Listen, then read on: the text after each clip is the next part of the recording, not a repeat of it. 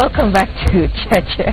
We're discussing the political evolution of Ababu Namwamba, the Labour Party of Kenya leader, and Budalangi MP. And just before the break, we were talking about your vision for workers, given that you claim to be representing workers' rights rather.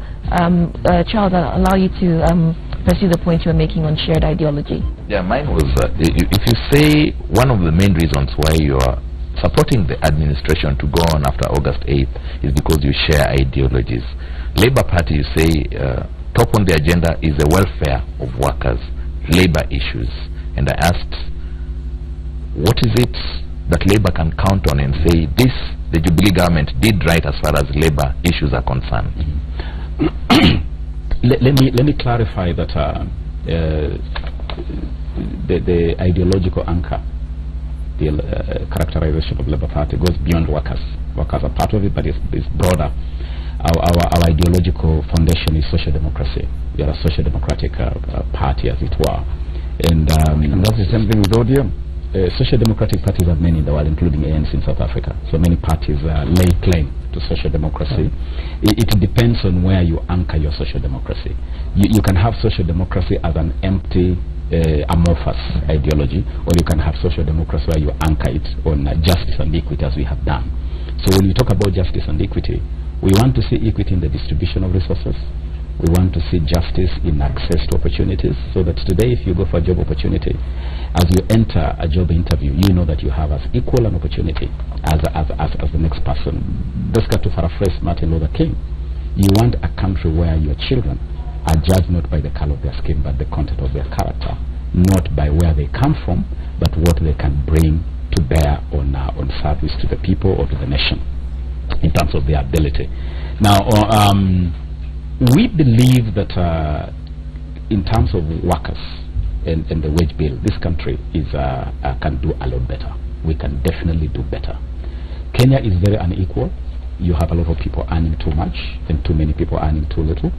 The public wage bill is way beyond what really should be the proper equilibrium in terms of public spending, and the manner in which we deal with industrial action or workers' agitation is really has not yet risen to a level you want to say this is in a democratic state. So those are issues which we believe we can help to influence the next Jubilee administration to pay keener attention. You earlier said yourself you have no issue flying helicopters over. What's a helicopter? When you've been a minister. When you've been a minister. Yes. And that's the trend in the Jubilee government. Everybody is struggling out and making a point. I have a helicopter. Some have 3, some have 4. I don't own a helicopter. I don't own a helicopter. What I meant is the point. In fact, mine was a rebuttal. It was not a point of. It was to rebut the notion that if you ride a helicopter, someone has paid you. Someone has paid you. If you ride a helicopter, like if I were to take a flight to London, then someone has given. What I'm saying is that first of all, even before I entered politics, as a prominent practicing attorney, I mean, I must have made some money in my practice to even be able to run a campaign in Budalangi. So for you to imagine that if I'm going to take a flight, I've lived out of this country, I've lived in Washington, D.C., I've lived in Amsterdam, I've lived all over. So today you want to tell me if I take a chopper ride, that's what I'm rebutting, that I do not need anybody to give me money to ride a chopper. Well, you are talking about inequality or inequality, or people being rich and people being very poor. Yes. What do you describe that situation? Or you guys as leaders want to fly choppers all over when you are campaigning? When you but Mutegi, about ostentation. Mutegi, we can have a country where people ride choppers and others ride the SGR. People take flights. People ride SGR, but there is more equity. It is possible. It's possible because the reality of having wealthy people and not so wealthy people in any society is a reality of life. But what we are saying is that you can have an arrangement that is more equitable, where the comfort levels across the spectrum is acceptable. And it is possible, it can be attained. Labour Party believes that equity and justice is possible, and indeed even our own national anthem in saying justice be our shield and defender is founded on that aspiration. We as Labour Party believe that if this aspiration is attainable, we want to bring that belief, that ideological anchor to bear on the next Jubilee administration. Mheshimiwa Babu Namwamba, do you as a person believe in the justice and haki na usawa, or is it the Labour Party that you lead? I'm asking this in the context of what we have seen, your lavish lifestyle, vis-a-vis the people of Budalangi who you represent. You ride in a speedboat, they ride in a canoe. Do you as a person believe in haki na usawa? I honestly believe in haki na usawa. I honestly believe that I have worked my back off to raise the status, the standard of living among the people of Budalangi. My brother, you no longer hear of floods. It was flooding in Mombasa the other day. You would have been seeing floods in Budalangi. Where did the Budalangi floods go? Why don't you ask that? When I became Member of Parliament in Budalangi, to travel from Budalangi to Bumala, which is the next tarmac, the Busia Kisumu tarmac, it will take you 5 hours. Now it takes you 25 minutes because of roads. We have transformed Budalangi. Budalangi is a land of opportunity today. Why? Because I believe that the people of Budalangi deserved better at the time I became the Member of Parliament. You said one of your, and I believe in that. You said one of your candidates is Chris Okemo. Yes. And I know he has issues. Abroad? We know that people have issues. I know people have issues with maize. People have had issues with graveyards. Two wrongs don't make right. People have had issues with the embassies. But what I'm saying is, we have a constitution. And I was listening to Gladys Chalet the other day as she received her clearance certificate from IBC. And she was saying, and I liked this line, that we are a country governed by the rule of law. And we have a constitution. The constitution clearly spells out the procedure for clearing candidates and the grounds upon which you may be denied the opportunity to run for office. I believe that all these candidates will be subjected to that procedure. Those not found worth will be shunted aside. But really, to judge people, because in this country we have a tendency to prejudge people, to pass a verdict on people without a due process. A mere allegation against a person is not a sentence, it's not an indictment. And so if someone has any allegations against them, let them go through the due process, let them face the due process of the law. And once a determination is made, then we can pass our verdict. So coming back to you, because we are unpacking your support for Jubilee, a question from Dennis on Twitter. People say you're planning to be Ruto's, the Deputy President, running mate in 2022. Is that the reason that you left ODM? Right now my focus is on 2017. I want to win my seat in Budalangi. I want to help Uhuru Kenyatta be re-elected as President of Kenya. After that, then we can talk 2022. But why jump the gun? We cross bridges, and you come to a bridge. You don't cross a bridge in your mind. You cross a bridge physically when you reach it. There are those, though, who, regarding this bridge, the Ruto Bridge, who say that you were closer to Ruto than to Raila, and this was the source of your problems within ODM. I don't know the closometer that anyone may have applied to say now. Is that a new word? He's a lawyer. I don't know that the gauge. I don't know the yardstick that was used. But I have. By the way, even today we are not in the same profession with Raila Odinga, but I still consider him to be a friend. Do you talk to your friend? I was just about, yeah. Do you talk to your friend? Yes, we do. We do. We talk, and anytime we meet in public, we have a very, very cordial, very warm interaction. Because as a Godfather will tell you, I mean, I love the Godfather. The Godfather will say it's nothing personal. It's only business, the business of politics. But I would not want to engage in my personal relationships with individuals. I have a relationship with Raila Odinga. I have a relationship with William Ruto. I have a relationship with Uhuru Kenyatta. Those are personal relationships. What matters is how we work together in the service of our nation, ultimately. Because we all must mean well for Kenya. Do you see yourself? Do you have ambitions, though, for national office? Having served as a cabinet minister. Woodwork, you've got no business in politics if you have no ambitions. Absolutely no business in this game. This game is driven by a desire to serve people better in a more stronger manner. And so, ambitions is one of the most normal constants in this game. So do you have ambitions to be William Ruto's running mate in 2022? Didn't I just say that you don't cross bridges prematurely? I said cross bridges when you come to them. What do you plan? But ambition. You plan. I have big plans. Do you have ambitions? I have ambitions. Big ambitions. To be William Ruto's running mate? We are not running about. The question is precise. And it's different from what it is a premature question. It's a premature question. In Parliament we say, and I think we can also apply it here, do not anticipate the debate. Do not anticipate the debate. We will once we finish with the business of 2017, I can tell you for certainty, ngoma itaanza ya 2022. Na hiyo ngoma ikilia tutakuwa papo hapo. Okay, we should be winding up now, but before we do that, you know, given your proximity to national politics now, as you've aligned yourself to a better idea, you say, I'd just like to get your thoughts on some of the, you know, election races shaping up. You've told us about Busia, because that's been an interesting contest to watch unfold. What do you think about Nairobi? You were, you know, out there, you know, urging people to vote for Sonko, the current senator, as Nairobi governor, but you know that there are concerns about what Nairobi would look like under Governor Sonko. Woodwork, I like being precise. Okay, so be precise with us then. Because on Tuesday, Monday rather, I picked Honorable John Sakaja's hand at that rally at KCC grounds and asked the people of Nairobi to look at him with favor as senator for Nairobi. I did not do that with anybody else. I did not do that with anybody else, and because if I make a statement, I normally take my time and I make my statement deliberately, and so I hope my position on that is not misinterpreted, and I honestly believe that Sakaja as senator for Nairobi would be a good senator, because I've worked with him in the National Assembly and I believe he'd be a good representative. What about Sonko as a governor? I have not yet made a decision on the governorship of Nairobi. But you, on Monday, you were asking people to vote for Sonko. No, I asked people to vote for Sakaja.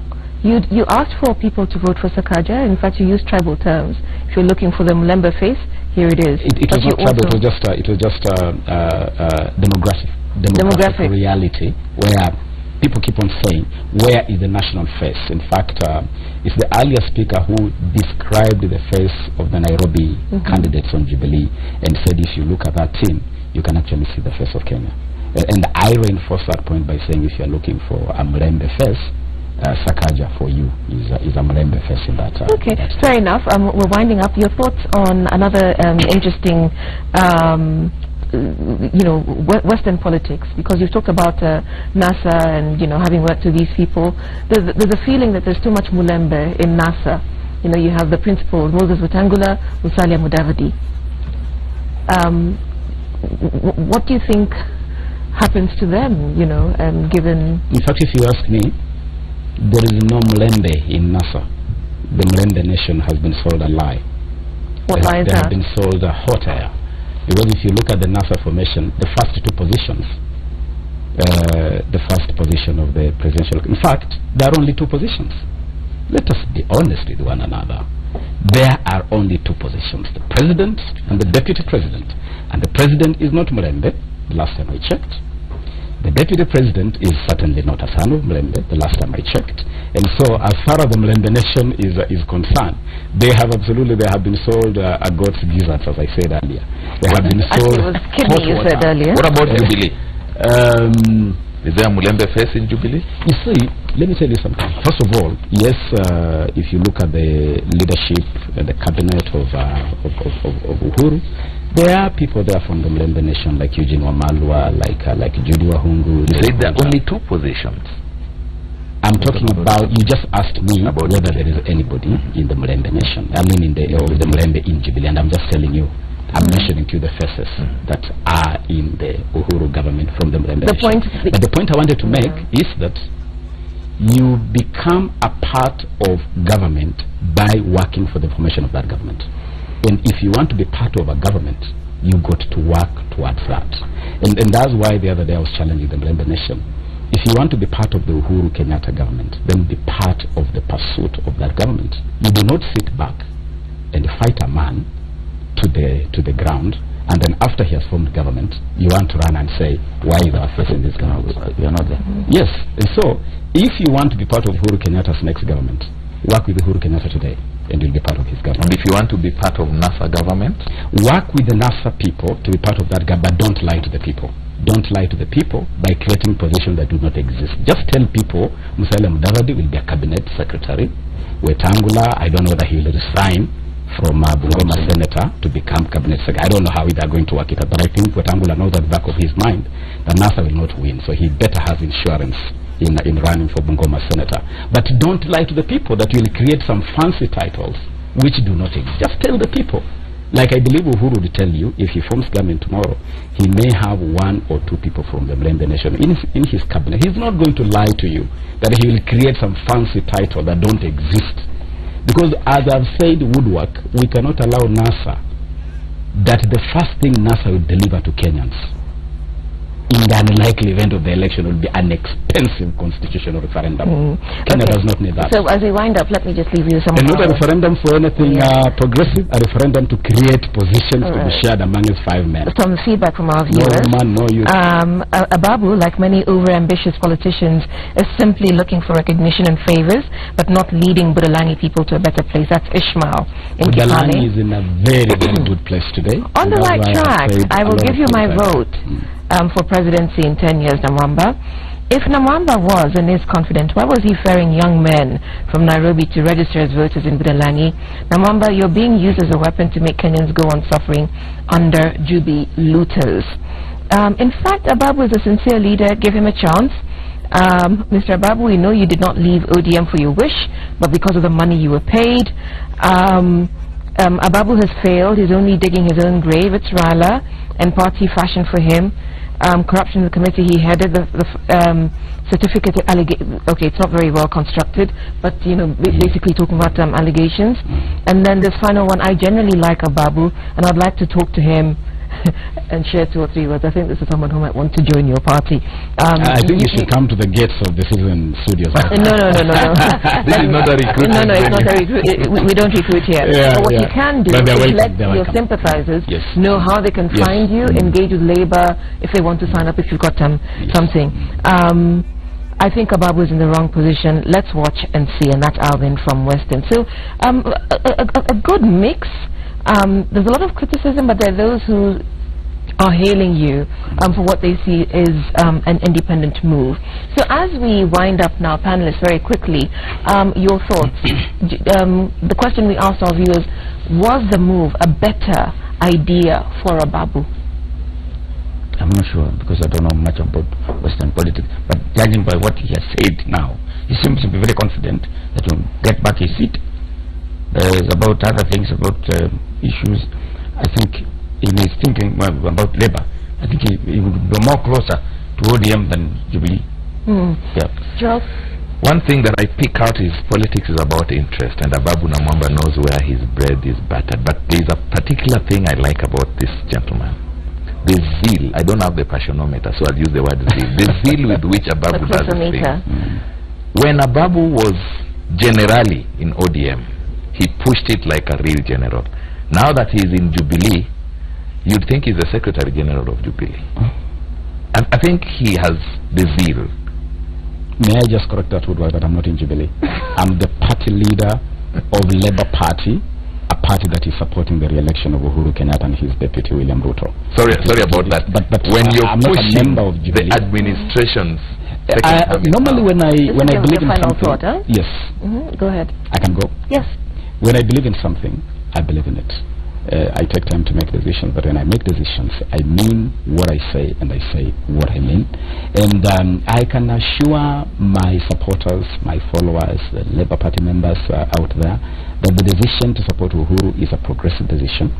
And I can assure my people in Budalangi, the people of the commonwealth of Budalangi, that we are in a good place. We are on the right track. We have, oh yes, they are with me. Mtegi, on Friday, I'll be presenting my nomination papers to the IEBC in Budalangi.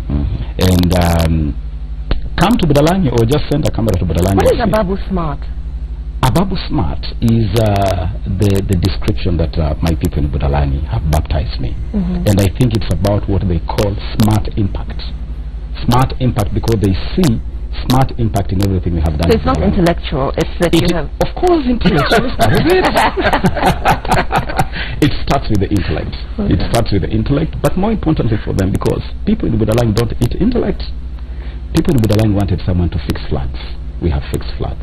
People in Budalangi wanted their roads raised to bitumen standard.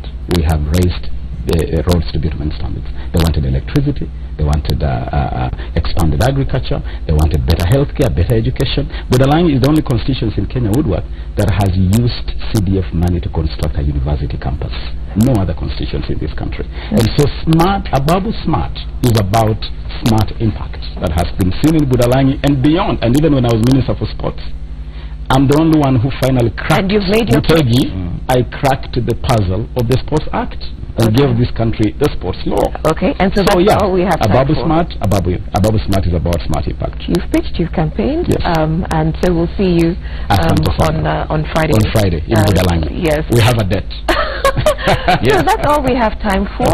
Our thanks to Ababu Namwamba for your time this morning. He is the Labour Party of Kenya leader and Budalangi MP, sitting MP, and to all the best with your ambitions. Our thanks also to our panelists Mutegi Njao and Charles Odhiambo. My name is Udwa Kamimo. Thank you for watching Cheche. We'll see you next week.